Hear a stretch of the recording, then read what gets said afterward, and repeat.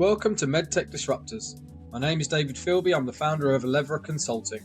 On this show, we interview commercial leaders who have taken a disruptive technology from early phase through to launch or even merger and acquisition.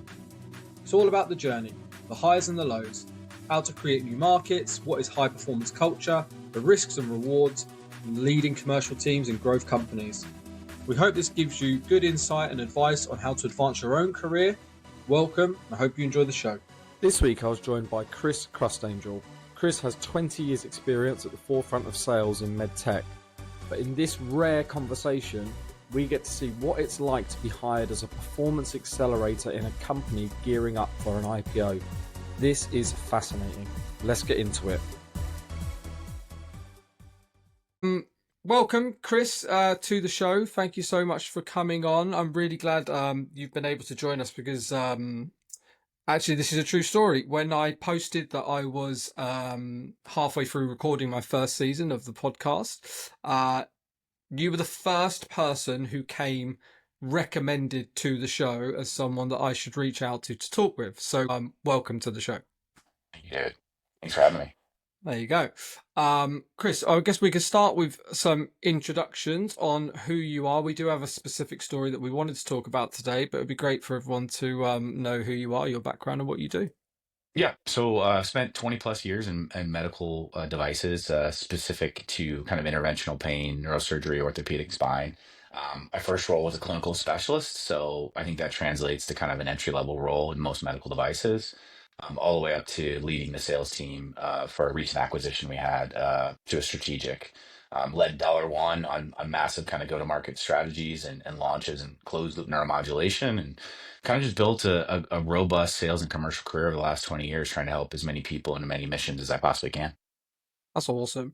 I actually think with your career, in this podcast, we don't tell life stories because nobody wants to tell them and people find them boring. Sure. But we tell chapters. And I think there's a few chapters we could tell. But we have decided to talk about the most recent one because it's actually, when you think about the audience of the show, which is commercial executives and future commercial executives at a time in their career, they may well be asked or contemplating making a move like you did, where it's a really hyper specific goal, which we'll get into. And I think this is going to be a really cool story to tell about how it started, where it was supposed to go and where it ended up. So Vertos Medical was the company you were most recently with. Who are Vertos? What was the product? Give us a bit of an overview of them. Yeah, it's not an overnight startup. It's a decade plus long startup. They have a product that treats lumbar spinal stenosis. So, in the simplest sense, if you think about your spinal cord as kind of a straw, over time it degenerates and it builds a kink, basically, and that kink affects the flow, right? It affects mobility and pain, etc. And so, this is one of the ways that a surgeon could go in and kind of remove some of the debris and scar tissue, bone, etc., to create a space to allow for better flow. And that flow then allows a patient to, again, have better mobility, better quality of life, et cetera. It's very unique, it's proprietary. It's really the only kind of procedure in the interventional pain space that so directly accesses the space and then leaves nothing behind. So a lot of the competitors in the space, not to get too technical, often leave a piece of equipment, a screw, lifting device, et cetera, where we leave nothing. So it's a pretty remarkable procedure. Over 100,000 patients have been treated. So it's been in the water for some time. Wow. And you mentioned they're not a recent startup, they're a long-term startup. What do you mean by that? Well, I just mean that the technology was originally created, I want to say 14 or 15 years ago. Like a lot of startups for probably your listener base or between me and you, there's a lot of challenges sometimes with reimbursement, market adoption, clinical data, et cetera, or competitors trying to make sure you never come to market. And so I think the company had gone through all versions of those stories, those chapters before I showed up. When I arrived, the company was fairly well established. I mean, there was nearly, I want to say 60 or so people on the sales team producing millions of revenue in each quarter. So they'd gone through the kind of the hard spots, but it took a while to get there for sure. Yeah, awesome. Your background, let's touch on it briefly before we get knee deep into the Vertos story. What was it about your background that made you suitable for Vertos, and why did you want to go to Vertos? Yeah, I think originally I had stepped away from another startup after a 3-year investment, and had a wonderful opportunity going from zero to one, first dollar, in a go-to-market launch in the US. Wanted to take a little bit of time off and recalibrate and figure out my next mission. And they called me because ultimately I think two things. One is that I'd already led large teams. I'd already made it to $100 million. I'd already worked for strategics.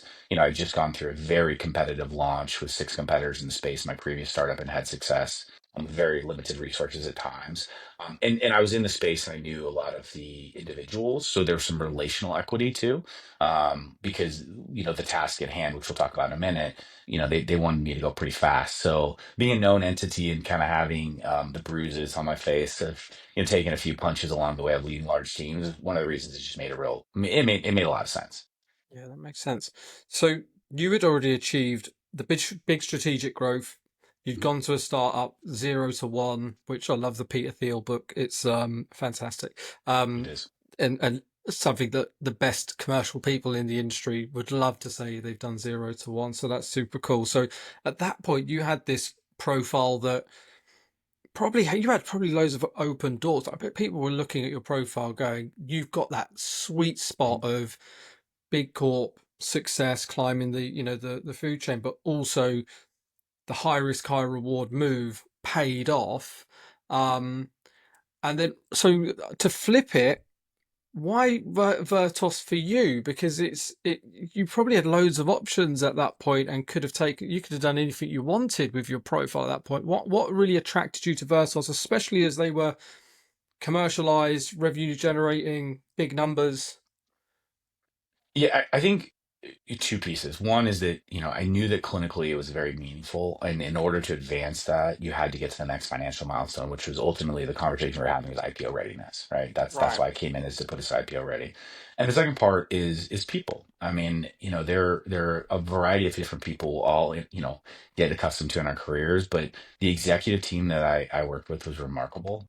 They were very practical yet very compassionate. I was just attracted to that. I knew that in that environment with that type of mission, chances were pretty well set in I don't want to say my favor. It's nothing's easy, but that I was putting myself in a position where the probability of a success was very possible, very possible. Awesome. So it was actually, there was this clear milestone. There's a great leadership team that you believed in, and a mission that was bigger than any one individual, something that you truly believed in. So Absolutely. talk me through that then. So this is the story we're here to tell today. IPO ready. You're approached by a company that has plan to IPO, and the role and what they must have been offering you must be quite specific and punchy. It's so different to going, Yep. join our company and be here for the rest of your life, which everybody wants to portray, but often isn't the case. So what was it they was on offer, and what was the plan for you to come in? Yeah, so I mean, again, you have a kind of ascending revenue line, so things are going well. There's no question about it. The team's growing, sales are growing, but when you get to those financial milestones, whether IPO or eventually strategic acquisition, you've got to show predictability and performance and consistency in process. Is what it really kind of boils down to. Because who's ever going to give you the dollar wants to know what it's going toward. It can't just be a great mission or great people. It's got to be a little more strategic than that. And so I think that's where I was coming in, is to help kind of um, up level, if you will, the strategic nature of our commercial process and just make it more predictable and replicatable, in order for us to achieve the financial milestones. So the investor community or our strategic come and say, "Oh, I get this. I see what the playbook is, and I can continue to grow this thing if I fuel it." And so that was my job, is to come in and kind of address those gaps. So you were brought in as like an accelerator towards the milestone to ensure it was more likely to happen. Um, was there a time frame goal on it as well, in terms of you had to do something by this point, or anything like Yeah. that? I mean, I think we've all your listenership, if they've been a part of startups, it's a moving target when it comes to financial milestones. There's obviously a cash burn component of it, so eventually it's Mm. got to happen. I probably knew when I signed up it was between 4 to 6 quarters out where we needed what I believed was another infusion of capital. So in my head, I kind of locked that in. Different people had talked about different timelines at the time. this coincided with the U.S. election, so that was a factor. It's just a Yeah. lot that goes into the nuance of this, but Yeah. generally a year to year and a half is what my brain was. So this is what we have the opportunity to really make that runway. Um, and so I kind of reversed the math from that to I guess I would say be very practical in how I was going to go about trying to solve some of these problems quickly, and make sure that you not only solve them quickly. That's part one, but then actually show that they work. Right, that's part two, is that they're sustainable. Because it wasn't, and that's just not how I operate. I don't quick fix anything. If I'm going to fix it, I want it to be a sustainable, approach. And so you got to not only fix it quickly, but you got to establish enough runway to really prove that it's working and working in the way that you want it to. You raised some really interesting points, right? You're saying about fixing things. Did you know what needed to be fixed before you got in, or was there things when you got in and they were saying, "We're doing okay, we want to be great," Yeah. or "We're doing good, we want to be great"? Yeah. So, I mean, some of it was more clearly placed. If you're looking out in the distance, you see this mountain. You're like, oh, there's the mountain, right? But we don't see is, a canyon behind it. That's a problem. So you have to kind of get into it. And I think like anything, it's a quantitative and qualitative process. The quantitative stuff tends to be easier because there's the KPIs and the dashboards and you can see it. Or they show you a revenue line that, isn't Yeah. maybe straight. It's like, it takes some oh, there it comes back up and you start to assess like what happened here, what is the conversation. But the qualitative piece cannot be overstated. And especially in my situation, you have to go out and have conversations with as many parts of the levels of the organization as possible. And that means committing time and energy. That means, flying across the country and spending 3 days with a clinical specialist to really get a sense of, how they see the world. Ask tough questions too, for how they want to change the world. But, I can't say it was all given to me, like go figure out these three things. And in some regards, a few were identified, but I think I found bigger ones pretty quickly that we had to kind of refocus on. So, my commitment was regardless of what was given to me, I was going to quantitatively and qualitatively go all in for 30 to 60 days to try to really get a triangulation, if you will, on what the issues were and what the most important issues were and what solving the most important issues would yield the biggest results that we were trying to achieve. Yeah. Then first 30 to 60 days. Mhm. Was your approach to the, I guess, what was your approach to that? Because in my head, I'm thinking you've only got 4 to 6 quarters Yeah. to do something. Yeah. 30 to 60 days is a lifetime, right? So how Yeah. fast are you running? How aggressive? How, Fast. are you working 24 hours a day for 30 days? What was that Yeah. like? I think I was working really hard. And we all had parts in our careers. It's kind of like the airplane, right? They talk about in order to take off the airplane, you have to throw the throttle all the way down and then you pull it back. It's been the same scenario for me anytime. Start with anything, a new position, etc. I think your return on your investment is critical in that first period. So that's just formulaically the way I approach things. What does that mean actually? That means a lot of communication, right? I'm a sales leader, so I don't do much, right? I don't create a product, and I don't even sell really. Like I help sales. My job is to assess what is going on, to listen to people, and to start to make recommendations to the team and to the executives on what we should do. And so the only way that you can do that is by getting credible quality and a lot of volume of information. Again, quantitatively, a lot of that exists, but you start to have to ask questions, right, to really understand the peaks. The qualitative pieces, you just got to get out and you got to walk around. I mean, we talked about this on another conversation. I think we both listened to the Founders podcast, which is a great podcast on Spotify, Apple, probably all the platforms. But, you start to hear a pretty quick theme. The most revolutionary founders ever walked around and they spent time doing all the jobs. They talked to all the people because that's where information exists. And if you don't have that information, you can't figure it out. So I spent a lot of time and very intentionally focused on those first 30, 60 days, trying to have as many conversations as I could on the phone, in person, trying to look as much as I could to really seek to understand before I was going to try to be understood. Did people welcome them conversations? Because you're hired in, I'm sort of thinking of, the film Office Space when the Yeah. consultants turn up and it's like That's, for I didn't see interview. how you just go in that route, but yes. Tell me what you do. Yeah, Yeah. exactly. Yeah. It's like, was did you feel any hesitation from people Yeah. around, like, because your role is Yeah. so interesting that's down to personality sometimes, how people take that. Yeah, I'm laughing because I'm certain that not everybody welcomed my approach. I'm very confident in saying that, Yeah, whether they said it to my face or I heard it secondhand. yeah, I think that's okay because it's my responsibility, and I'll say it's two parts. One is that ultimately my job is to improve the performance and the value creation of the mission. And so in all that I do, uh, that's what I'm looking to solve for, right? Is I'm looking for those improvements to take us further, take us farther, help more patients. And I think that being the mission, there's obviously a personal component of how I just show up generally. And this is probably seven more podcasts you want to have it, but this idea of ego, and Stoic philosophy, you can go down a big rabbit hole with this one. Ego's the enemy. So it's really easy with the title that I've had or titles that I have to be so fixated on the importance of me.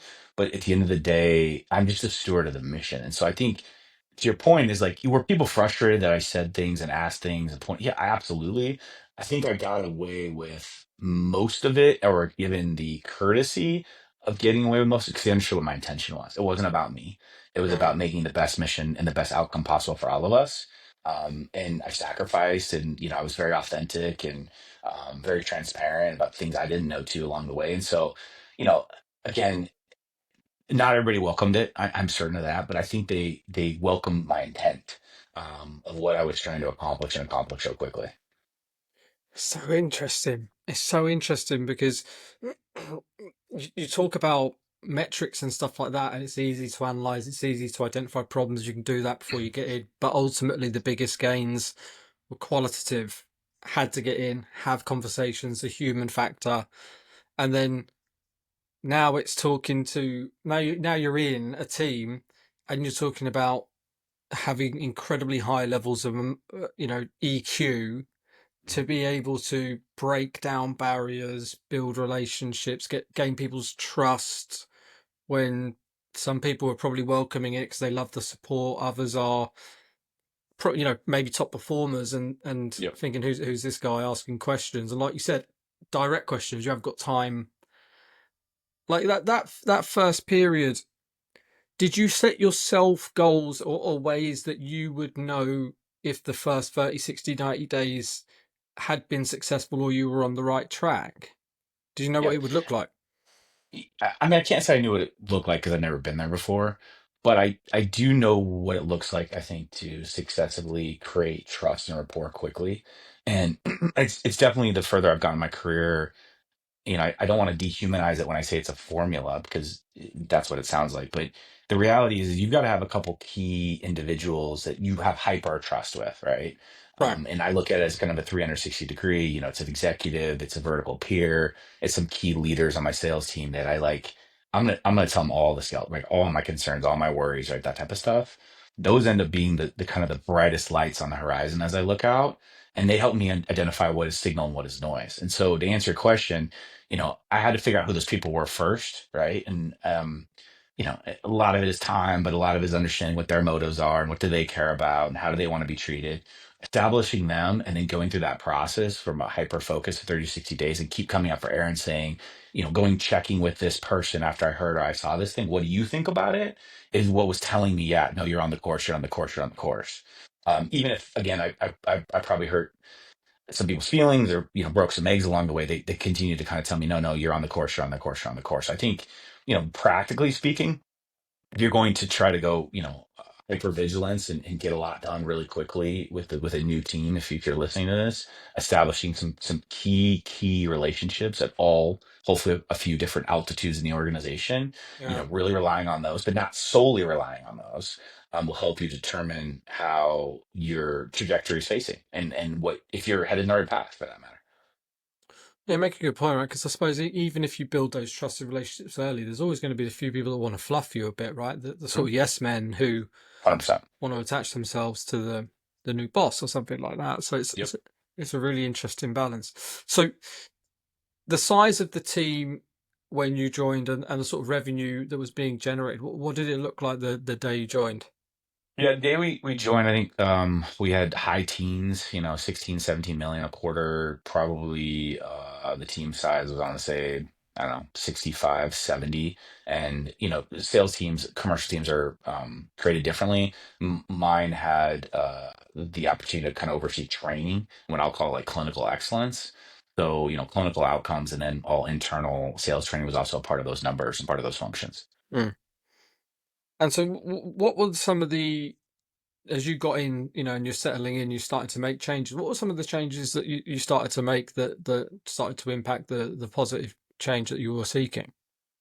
Yeah, I mean, I laugh because I started as a salesperson, but we had to get much better at what I would call business planning and predictability in our business, and that seems like such a unattractive thing to say to a sales team. I'm just being honest. Like the majority of a sales team are not be like, oh yeah, I want to go into Salesforce and work in this. That's not how I want to run the business, certainly, but getting back to this idea of consistency and process and predictability, again, my goal of getting this next financial milestone, I knew that we had to kind of run the same way and report the same way in order to provide the information that was necessary to the executives. And that was critical because that's twofold. One, it makes us a better, more formidable kind of commercial team of calling our shot and hitting it. But two, it builds trust with the executives. They're going to unlock resources, which is, Right. that the second part of this equation. We can't just do it being ourselves. We have to grow. And so definitely around the business planning and forecasting is really important. I would say accountability and visibility was something that needed to be kind of adjusted. The way I say it is that and if any of my team listens to this, I know they're going to call me after with this, but we had a bunch of successful countries kind of operating. Where I was covering the US, what we needed to have is a bunch of successful states. And that's, if kind of US governance, it means, you can kind of operate as your own state, but you're still part of a country. It Yeah. felt at times we were doing very different things in different parts of the country like that. And that just, again, doesn't work when you're trying to hyperscale and prove to whoever the investor community is going to be that this is the right business to invest in. So the idea of bringing some more visibility and accountability around the way we do things was super important. And then I would say, on top of all of that is just this idea of like, what's our culture going to be?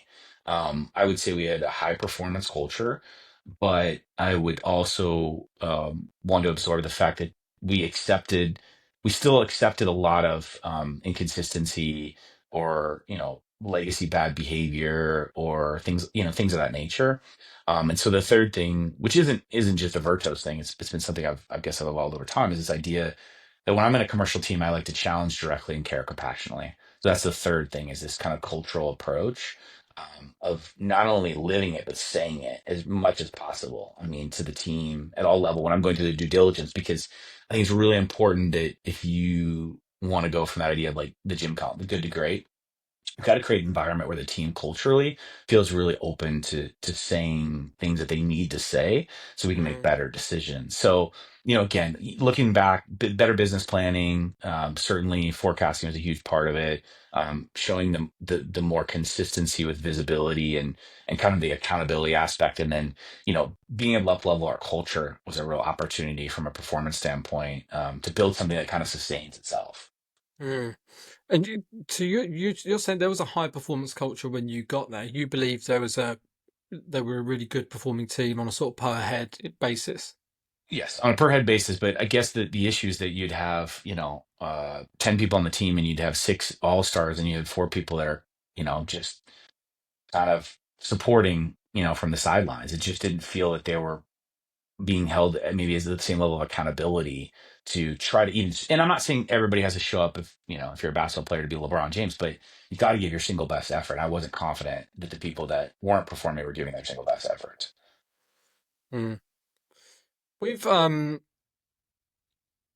with those sort of challenges that you walked into, were they legacy challenges that had come from scale? Where they'd sort of been a challenge when the company was smaller and things were with you get a bit more freedom, but then as through growth, at some point you have to have a bit, be a bit more systems focused, and like you say, the putting in place processes and repeatability. Is that the kind of, are they legacy problems that had grown with growth?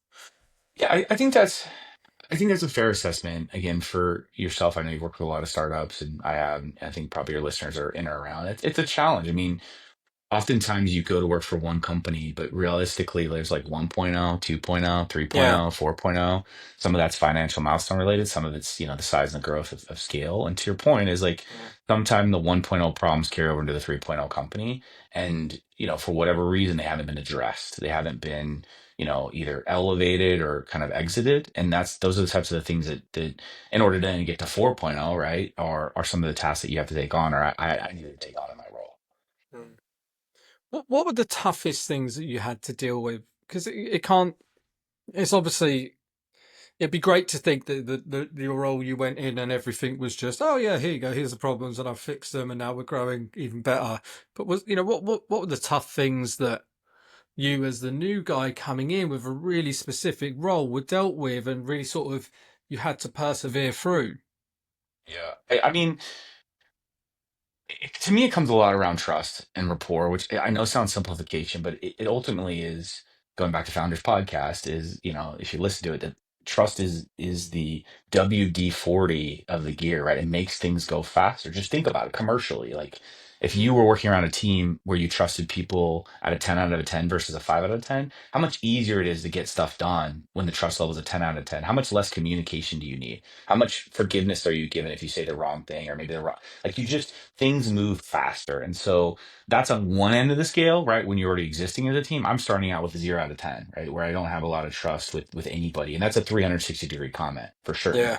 And so even in the beginning, all the way throughout the time that I had there, it really built down to trust, and trust unlocks, I think, performance. It unlocks performance in the team when I start to kind of dictate or suggest we're going to go in a certain direction.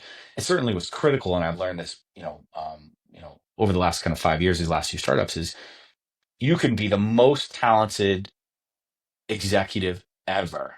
But if your C suite doesn't clearly understand your vision and trust you, the probability you're going to get it right, your resource allocation is going to be limited, right? They're going to give you just enough. They're not going to spend at risk, right? They're not going to go challenge the board. And so I learned some very critical lessons earlier in my startup career is that you got to get to that space. And the only way you can do that is by building trust with those C-suite execs. And that's by showing them being consistent, being really clear in communication. And I mentioned earlier is like not only fixing problems, but showing that those fixes are sustainable, because then that opens up more doors, more resources. And so when I place trust, and to your original question, I mean, it's obviously in the beginning just building the rapport with everybody so they can kind of see the vision the same way. But there's a very practical nature in that trust too, especially for people like myself who lead commercial sales teams, to making sure that C-suite wants to buy you, right? Wants to buy your vision, wants to buy your team success. And, having more of something that you believe will help is really important. And just because you ask for it doesn't mean you're going to get it. And Mm. so I still think it all centers around trust and the challenges that exist by creating trust. You know what I mean? Time, communication, energy, empathy, all those types of things. Mm. Were the team aware of your purpose? Were they aware of this IPO ready goal? It's a great question. So, yes and no. I knew we'd get into this conversation, so I'm glad you asked the question. I don't think the vision was as clear to the sales team, I'll say, as it could have been when I showed up. And Mm. oftentimes we get oversimplified too on the sales part of the business is like, oh, they have got a number to hit. They know exactly what they need to do. Yes, but you Yeah. find that most high performing members of the team actually want to be part of the mission, right? They want to be part of the Right. vision. They don't want to actually just hit the number. That just happens to be kind of our commercial currency, right? And Mm. so I think there's twofold. There's one is what is ultimately the financial milestone or the next phase of this business, and bringing clarity. And I rely really heavily on the executive team to do that. And obviously, they had to report with the team to clarify, here's where we're going to go. But I think there's an opportunity for what I do and the teams that I lead to bring that even more closer to what are the way that what are the things that we're going to focus on and deliver on in the next, again, 4 to 6 quarters. After the due diligence, after the conversation, I productized what we were going to do, and I called it the path to 100. And the path to 100 was uh, creating an annualized run rate of $100 million. We weren't there yet. And so I talked about it a lot. I talked about it on national calls. I talked about it in emails. I talked to customers. I talked about it in the field. And under that, there were sub bullet points that were like verticals of things that we were going to do. We were going to adjust compensation, or we were going to empower certain roles to be able to do more, or we were going to be better in our business planning. And so getting back to your first part of your question is like, no, they weren't. They didn't see it like that. They saw more like, I think we need a financial milestone. I know we got to hit our number this quarter. And I felt like it was my responsibility to really encourage us as a collective leadership team to show the big billboard, right? You're driving down the freeway, down the distance, like here's where you're headed. But if you want to stop before you get there, here's what's next, right? Here's the things that we need to focus on next. And that was my job with the other senior leaders on my team to really productize that and communicate it over and over and over again. So when I went to Virginia and I rode with a rep, they're like, "Oh yeah, the path to 100. That's these 5 things. This is how it benefits me. This is like that's what we were trying to get to as part of addressing some of the opportunity we had when I showed up." The so you had to go. You basically created a vision to make sure that everybody was aligned. Was aiming for an IPO transparently part of that vision? Well, it wasn't. It wasn't. So here's where ultimately the punchline we deviate from IPO, right? And we get a strategic acquirer. I think none of us could control IPO, right? Right. What we could control is creating the metrics that made a financial milestone possible. So although I believed up until the last minutes that IPO was the next step, Yeah. it really was more about what did we need to focus at the level of our team, right? We know that we're going to have a financial milestone. We know we're going to have success, but what are things that are more controllable in our world? And so I would acknowledge it, right? Like I would acknowledge that there is a financial milestone. I believe it to be IPO. I told everybody that because it was what I knew at the time, and but then I would try to bring it down to what is the vision of this team? What are the things we need to accomplish? How do we get to $100 million, right? Because I'm confident if we get to those numbers, we're increasing the probability of success with that milestone or whatever comes after it.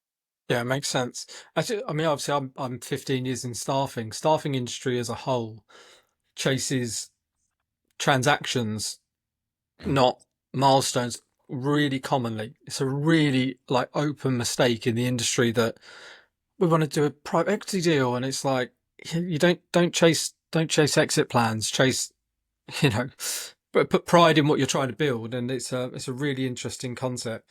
How long were you in Vertos before you launched that sort of new vision and the path to 100? Yeah, I think we probably I have to go back and look at my notes, but I want to say it was like 120 days. I think I got a full quarter in, and we were like first month in, and I just knew it wasn't like a starting. I'm sorry. Yeah, I was at stop and I was going. It was kind of running start. Like we were already working on these things, but Right. really, I remember the first national call where we had the slide deck, and I used my very poor graphic design skills to try to create a pseudo logo for this path to 100. And yeah, I want to say it was probably four months in. We really started to talk about it like it was, and go from there.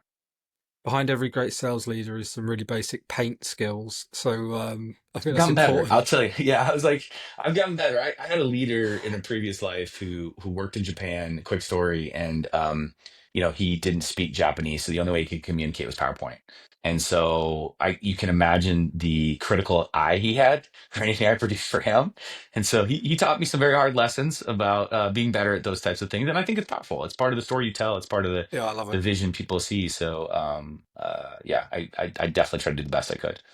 So launching this sort of shared goal 4 months in, um, there's an interesting perspective on that. It's just like when is the right time to do that, right? Because if you do Yeah. it too soon, you're the new guy still. That it sort of it might be fall on deaf ears, right? Because people Yeah. don't want to hear it from someone who hasn't really been in it for long Hmm. enough, right? And it goes Hmm. back to them first 30, 60, 90 days and your approach and how important it was to walk the halls, for want of a better term. Do it too long, it's not going to have enough impact on the goal, right? And so it's really interesting that you've had to completely launch a vision, and 4 months is when you did it. I don't know the answer, but obviously it worked for you. So Well, what? Go on, Chris.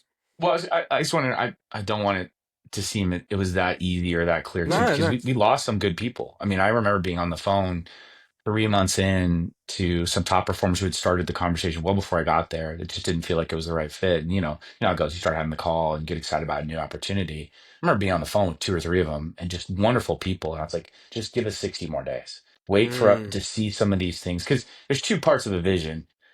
It's the vision, but there's the action behind it. And so they had to start to see some of things actionated, like that would impact them, whether it was a comp piece or a resource piece. And they left. And, I still replay those conversations, how I could have done better to put us in a position to retain those employees. But, we did still suffer loss. We still were kind of hurting in certain places as we even ran up to productizing. And it took, probably I would say, you'd have to ask the people that are around me, but probably 6 months in for people to really feel like, oh, okay, this is it's happening, we're going. You know what I mean? Yeah, makes sense. Makes so much sense. So let as it transpires from there. So what happened next? Because we aiming for this IPO, but that's not Yep. what eventually happened. So Yep. before we get there, did everything you were putting into place, or not everything, but had you had the impact that you wanted to have, and did you feel things were going the right way and everything was going right? How were you feeling about things as you got past that sort of 3 quarters, 4 quarters, etc.? Yeah. I'll tell you a funny joke when we get to the acquisition phase, or a funny comment. But I actually do think we were hitting stride. I mean, we still had a lot of deficits, and I can be critical. I don't deficits are strengths too. You know what I mean? Like these are really accomplished people, but maybe they were operating 8 out of 10 on a certain, attribute when I knew they could be 11 out of 10. They just, they hadn't been put in that position yet. And so I still think there was a lot more for us to do and do it effectively and consistently. But I will say, I do think, I remember we had a meeting, in like September, and I could just sense from, if you've been doing a national sales meeting, you just know when things are going well. You know what I mean? And you know when people want to spend time with each other, when the conversation is more on the positive than the negative. And you could just feel that, the team felt very confident about where we are heading and what we were building. And the kind of the blank canvas in front of us.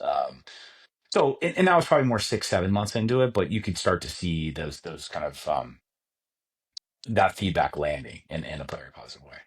Mm. And so things it's starting to hit your stride. Things are on target. You're feeling good about what you've been building. What happens next in the build up to this acquisition then? Yeah, I mean, in hindsight, it's 2020 because in a certain part of the organization, there was kind of restrictions on my involvement, so I didn't actually know the formality of where we were till very, very close to the actual announcement, like very close to the actual announcement. That was probably twofold. I mean, again, I don't want anybody to think that everything was perfect. I'm sure the executives still, wanted to see how I was doing and how it's playing out before they brought me into the conversation or whatnot. But really, they were running parallel paths. I mean, the CFO and I have compared notes after the fact. Like, yeah, I mean, I was preparing to do both, right? We were going to get acquired or we are going IPO. And in any startup, as most people probably know, there's always dating going on. There's Yeah. always people calling, strategic calling. Like what's like that's not unusual. So to hear rumors or rumblings like, oh, that's going on, I'm hearing and hearing and hearing it.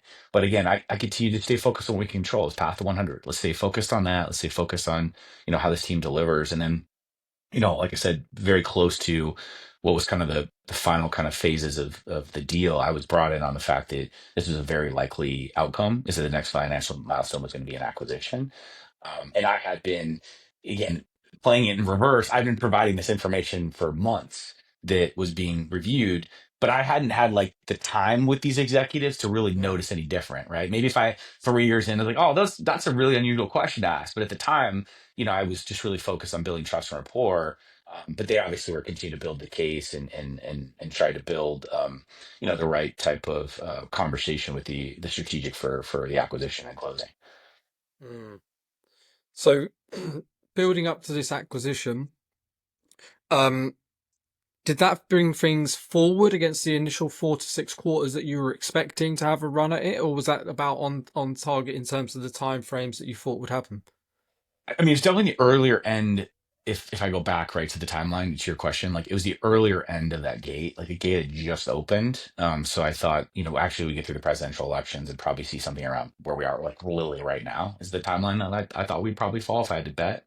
But it was, on the earlier side of that. That's when it happened and occurred. Did the pressure dial up in that build up, like in the later stages just before that acquisition, or was there anything pressure from That's a above in great terms question. of? Well, because Yeah. you Yeah. know them last That's 12 months exactly. normally Yeah. in a build up to some sort of investment or Yeah. acquisition is, but it's pressure added, but it can't be transparent because it could affect things. So, did it change? Did the message change from above? I don't know. I don't know if it changed from above. I'm just trying I've never really thought about that exact question. I don't think anybody's asked me it, but in some ways the time was kind of fortuitous because I had shown up. I had my certain level of energy you can already sense, my certain, kind of passion. I do put a lot of pressure on myself. And so I just kind of absorbed it all. Like I think people probably just thought it was me to a certain degree. And I don't mean that to take credit for it. I'm just saying like the way we were adjusting and approaching things. But it ended up being a perfect veil for, really the preparedness for that next financial milestone. They're one and the same thing, right? We need to level up the commercial organizations again from a predictability, consistency standpoint, performance standpoint. I was just helping to kind of drive some of those initiatives. And so it didn't necessarily feel like the dial got turned anymore at the very end. Right. There was definitely a lot more questions, but I didn't see the breakdown in the pattern probably because of my newness with the relationship still. We weren't even still in a full year when things started to happen. That makes sense. If you'd been there from inception 5-10 years through the journey, and you'd probably be feeling, oh, the Yeah, tone's but changing slightly on, you know every interaction. well, and so I think one of the things I said earlier, I was attracted to the executives. I think their clarity is why it didn't seem anomalous. I've worked in other situations where we have phenomenal executives, but it's not really clear still on like what the timeline, what the milestone, what do we need to have happen. And I felt like the executive team did a really good job of communicating with me or allowing me to ask the question. So I felt always checked in. They're the air, and I'm on the ground. Like we're good. They're up there. They're doing their thing. And so it didn't really feel like much of a change, but that goes to credit to them and just how they approach, what needed to be the next phase shift of the business. Because that allowed me to do what I needed to do. I didn't have to change anything in my approach to make something out of nothing. This was just what I was already previously tasked with. We're going to get to a financial milestone. We need to level up the commercial business. Go do those things, right? And that's what the relationship ended up being. That's awesome because like I think that's what everybody would hope for, isn't it? You enter into a company and the executive team are fully in control of what they're trying to achieve, supportive, give you trust and autonomy to go out and achieve what you've agreed is the goal. And Mhm. then as things get closer to ultimately the overall company's goal, the last thing and the thing I think people it's probably more it's the majority. I think people witness change during that period where it's like, we were just saying having a normal conversation, but the conversation turned to keep going, or Mhm. just need a bit more. And the fact that you didn't have to feel that. Mhm. I think you're right. I think a lot of that is down to that executive team, and I think that's people would love to be able to know that before they joined a company. If you could know how the Yeah. executive team operate in that period, Mhm. that's massive. I couldn't agree more. And I don't have all the answers to the test in life. Just like a lot of things, it's experience and time and a lot of failures. Along the way, I've learned a lot from my mistakes. I did learn through 19, 20 years of my journey that executive team is more important than you realize at times, and maybe that's just because I had a limited view as a sales rep and you kind of float up. You're like, okay, just give me my product, stand in my way. But as you get kind of closer to that altitude in the business, you realize that, if they trust you and they communicate well and they're good people, it's again all about probability. The probability you have success as a functional sales or commercial leader goes up, right? It's not about just how much you know or how much you know the market or no, it's like they're going to listen to you, they're going to challenge you, they're going to give you resources, but they're going to give you a clear vision. And so I went in and now I'm back out again, right? I saw through the integration of part of my team with the acquirer, and so I'm having these conversations again with executives, and I every time I'm having the same kind of things like help me understand you how you're going to convey the vision. When are we going to have check-ins? What does that sound like? What if we disagree? And that's just one thing talking right into your listenership. I mean, all of us could do that. We can have those conversations as we look at other opportunities and start to engage what we're going to invest in is like who am I going to go to work with? And not just can I go drink a beer with them, but how do they solve problems? How do they communicate? There's a really important nuance in how they answer those questions, which will, I think, have a very important impact if you decide to join someone like that on your ability to drive success. And I was very prescriptive and very intentional at this last chapter, to be very clear on what those people were going to be like. And, I feel like I got it mostly right. And, as a result, had a ton of fun and, ultimately had one of the few major exits in the interventional pain space in the last 20 years. Yeah. When you were assessing Vertos before you joined, amongst whatever other options you had, were you looking for certain leaders at that point? Did you know you were looking for, is that part of your process in assessing your next role? Yes, Was it back right? So it was. are you doing that based on character, or do you have a process to it that you're going in with the right questions and you need to know, details and facts or something? How are you assessing that? Yeah. I mean, I try to go to the lowest hanging fruit. So I'm going to assess by asking people on the team, how they view the world, or how do they make decisions, how they delivered bad news, right? How often they communicate with you. Do you understand their vision? Like, I'll ask the kind of teams that have worked with them.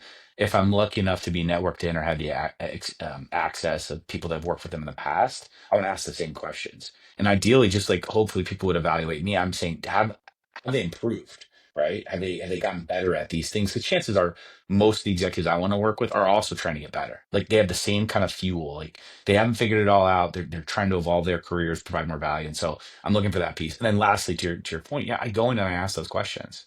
And I preface it by saying, hey, in order for me to bring the most value to this mission, I need to get a better understanding of how you show up as a C leader, right? What your expectations of me, because the more I know about that, the better I can do for you. So it's not like I'm interrogating these CEOs or whoever to say, show me you're the right fit for me. It's more about, show me that this is the best mutual fit, that I can Mm. deliver the value that you and this mission need. Because there are amazing CEOs that, the last 30, 60 days I've talked to, like, but I just know that I wouldn't, that fit wouldn't be the maximum value I could provide to a mission for a variety of reasons. Maybe it's a character fit, or just the way they view the world. But hey, you got to go in and ask those questions.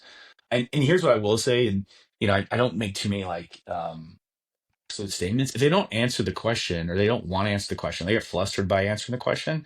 That's data too. That's all I'm going to say. That's data too, and you assess it how you see fit. But for me, I need to have a collaborative, open-minded leader who's willing to be, transparent and vulnerable when it's appropriate. And so asking these types of questions to me is just, what I'm going to continue to do to try to find the best fit for myself and for, whatever value I can bring in the next mission I work with. I think that's awesome. I think it's awesome. I think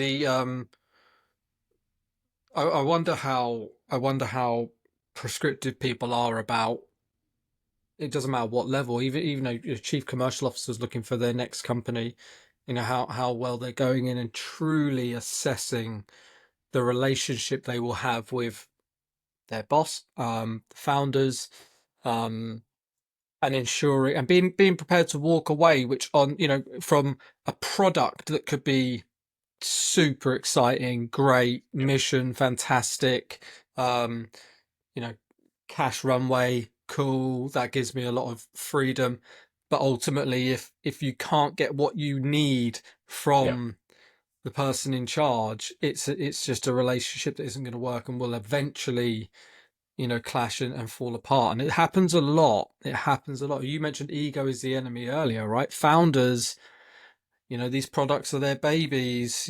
Sometimes, stubbornness and ego, it can be one of the biggest challenges for, you're supposed to be autonomous, but you're not, Yeah, it's so true and so insightful. And I guess the way I would encourage if you're listening to this to think about it is, if you're engaging these conversations, obviously you're very highly qualified. Maybe you've done the role, you're going to continue that's all there. But I think about it is formulaically as a probability of success, right? So you can still have success in spite of maybe not having the best fit, right? You absolutely can. But if you're going to spend as much time, energy, and effort doing what you're probably going to do at the level you are, wouldn't you want to be in a situation where it's more likely to have success? Well, how does that work, right? That a lot of it has to do with the executives that you work for, right? The margin of the product. Like there's all these like levers that go into making these types of decisions. And I think, when I first stepped in the VP role, of course I didn't ask those questions. I was like, you want me to do this? I'm excited. Let's go. Right. But you learn and you iterate. And I think that part of this conversation we're trying to have is to share some of that knowledge, right? And some of the mistakes I've made along the way so people can close that gap. But absolutely. I mean, I just think about, and I don't know how, again, how everybody feels, but there's moments in time where you're sitting in your job and it's, 50, 60, pick whatever hours a week you want. But it feels like twice that. And Mm. why does it feel twice that? Because of the environment and the people you work for. Almost always. That is exactly what it is.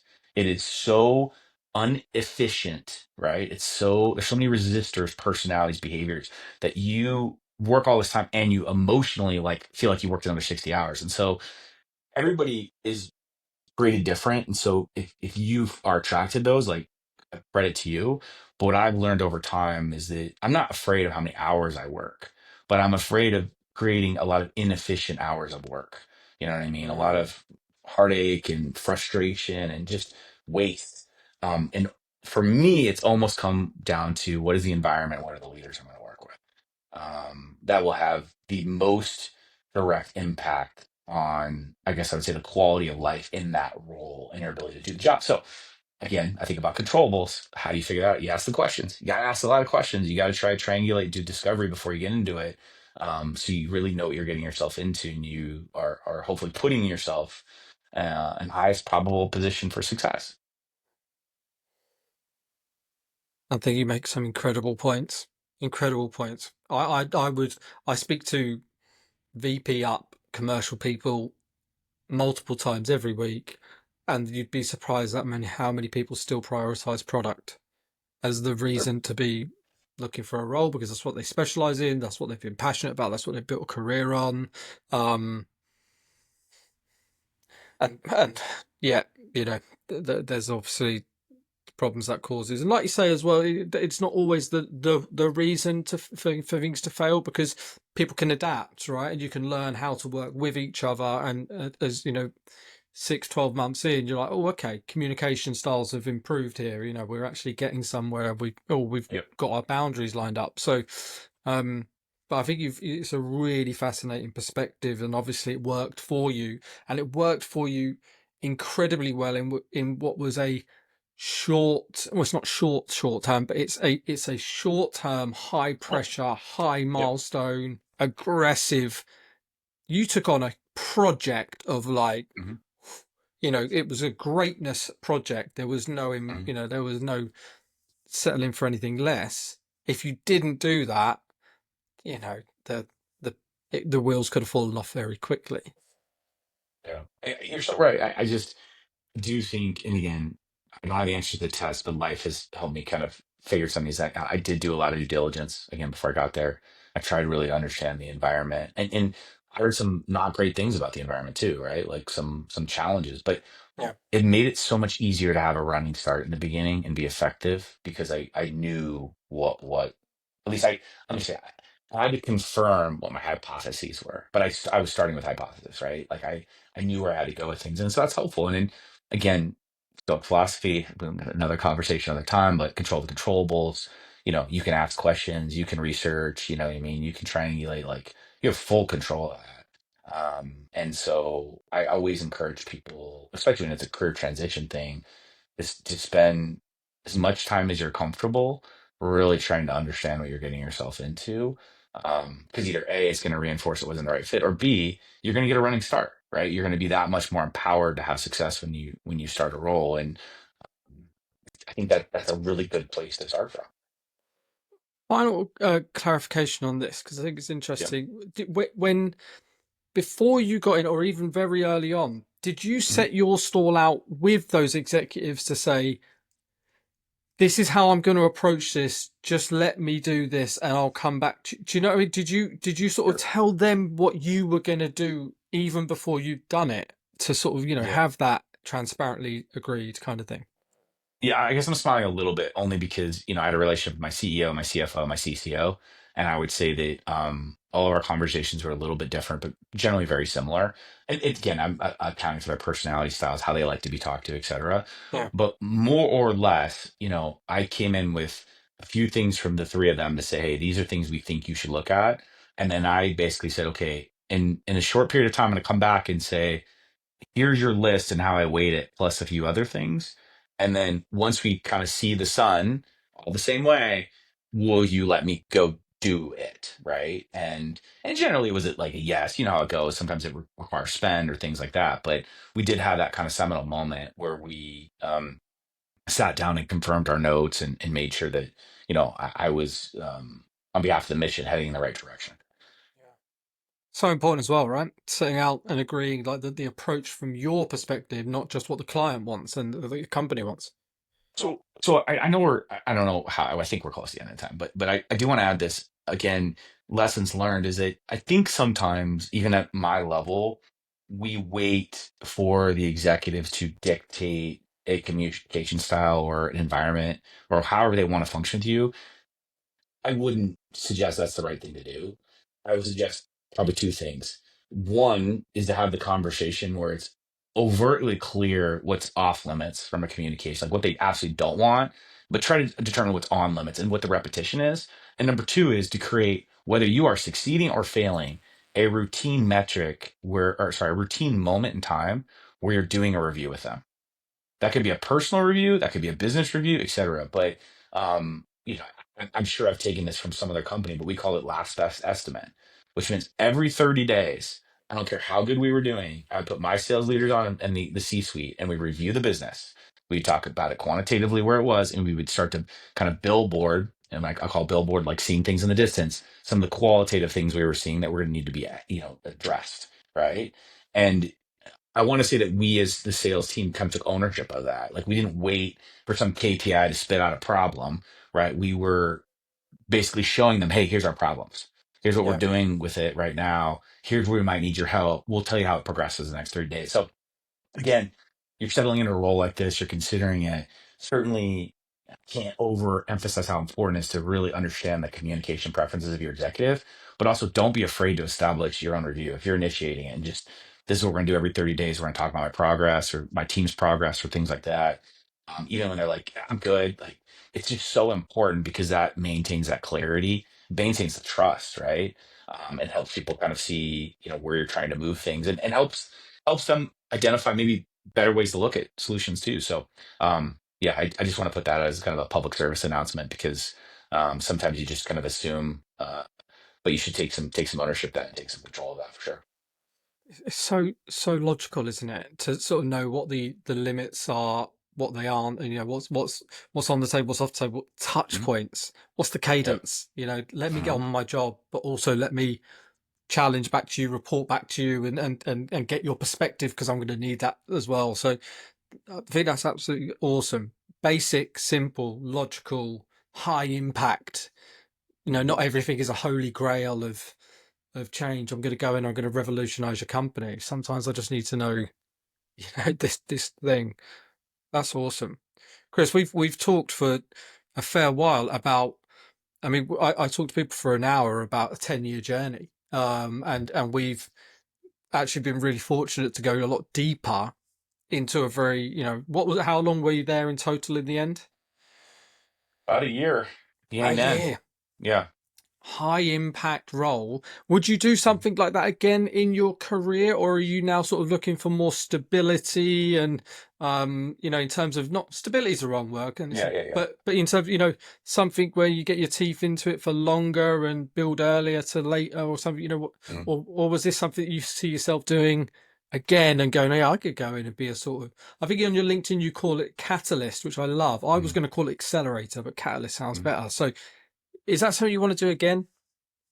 Yeah, I again, I'm only smiling because I get that question probably once a week, and I want to have a really succinct, educated answer. But I think the question I'm still will always want to answer is who am I working with, and what does that executive team look like? What does the board look like? What does that vision look like? If that means I'm going to go 0 to 1 again, sign me up. If that means you need me to come in and take a team that's already established from good to great, sign me up. But and where I am in my career, in my life, I just have so much weight again on that executive team I'm going to work for, and how the board views them and views the business, that that will dictate what I think again will be my probability for success, and ultimately like my happiness of doing the work that I do. So I'm not opposed, no question, I'm not opposed. I had a ton of fun in that role, and made some amazing friends that will stay with me forever. But I could also see myself, going back and doing the 0 to 1 as well. So it all just kind of depend on the team. Awesome. It's an awesome story. It's an unbelievable story because it's rare. Not many people get the opportunity as commercial executives to come in and be the catalyst for something, which is something super sexy, super exciting, what everybody wants to do. Go through to some sort of M&A activity and some big milestone like that.